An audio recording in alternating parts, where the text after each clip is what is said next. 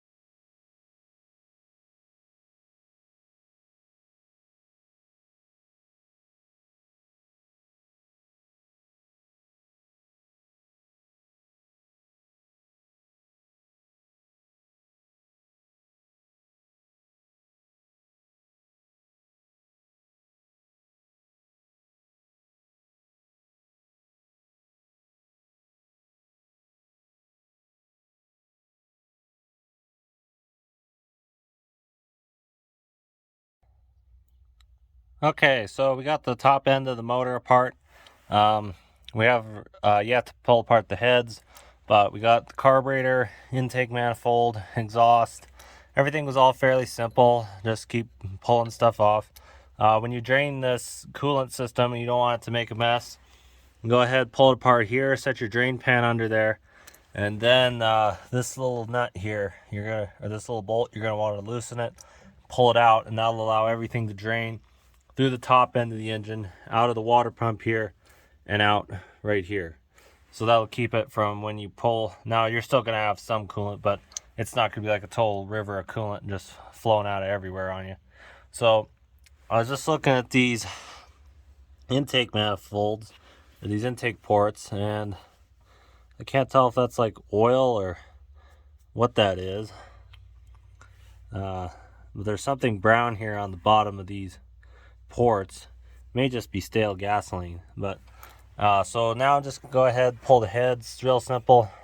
Just a bolt here, there, and then two down there at the bottom, and we'll have the head off. When you pull these, just be careful not to bend those push rods. They're really small, really easy to bend, so just take your time, be gentle with it.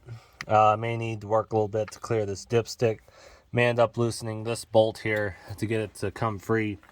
And then the same story on the other side, one there, and then the other four holding it all together. So I'll go ahead, set you guys back to time lapse, and we'll get these heads pulled.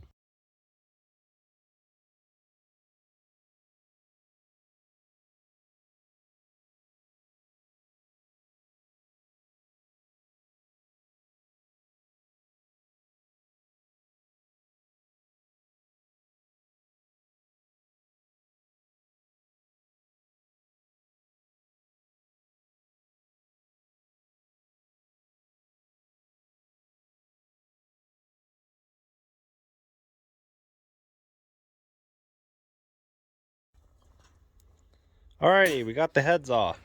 So when I pulled these, first thing I noticed was this gap here. And look at how clean it is around the edge, right where the piston meets the rest of the bore. It looks to me like we've had some pretty bad cylinder washing, either with gasoline or antifreeze. Judging by these head gaskets, I highly doubt this was a head gasket failure. I think this was when we had the carburetor acting up on us, and I think it's also partly to blame, maybe all to blame, on this clicker fuel pump. So we're gonna get rid of that fuel pump and go ahead and get a new. They rewired, last guy who had this rewired this old pump out of the way. Apparently it must have quit on him and he just decided to throw on this pump, but that was a bad idea. So we'll go ahead, get this pump. I think it's largely because this one has no regulator on it, so it just shoved a crazy amount of fuel. Looks like it just washed out the cylinder walls. The good news is there's hardly any ridge here, so that means, yeah, there was no, the cylinder bores themselves are not worn that badly. So what I'll probably do is just get a set of pistons and piston rings. It's like $120 for pistons and piston rings, and then we'll go ahead, I think it's a Nomura brand, but go ahead, I've used them before. We'll go ahead and take that, and then I'll get out a line hone or just one of those any kind of cylinder hone, and we'll go ahead and hone out these ones and just put a nice scratch layer on them. We want to get a good crosshatch going so we can get oil to hold up, because that may have also been partly to blame, is that there was no oil holding onto these cylinder walls. This one, not quite as bad as the other, but you can tell it still had some washing of its own. So we're going to go ahead and get a matching set of pistons. That'll be all for this evening. So stay tuned for the next part. We're going to be putting in, well, we're going to have to pull this whole motor. We're going to be pulling the motor out, popping in those pistons and rings, and honing out the cylinders. So stay tuned. Thank you all for watching. I hope you enjoyed it. We've got the video for the hood coming out, kind of a spoiler, but we've got our hood video coming up, and hopefully you all watch that. Thank you all for watching. Remember to subscribe, leave this video a like so you'll get more views, and you all have a great day.